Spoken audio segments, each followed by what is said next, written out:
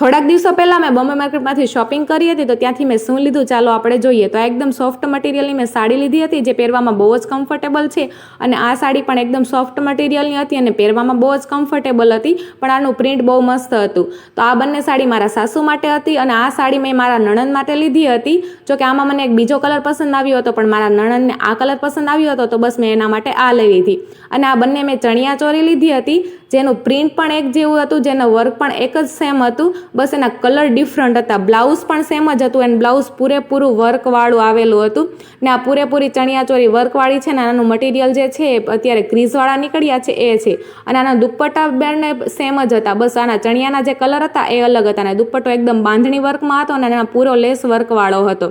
અને આમાં કેન કે હોત અને એકદમ મસ્ત નાખેલું હતું, એથી આપણે ચણિયાનો ઘેર પણ એકદમ કમ્ફર્ટેબલી રહી શકે.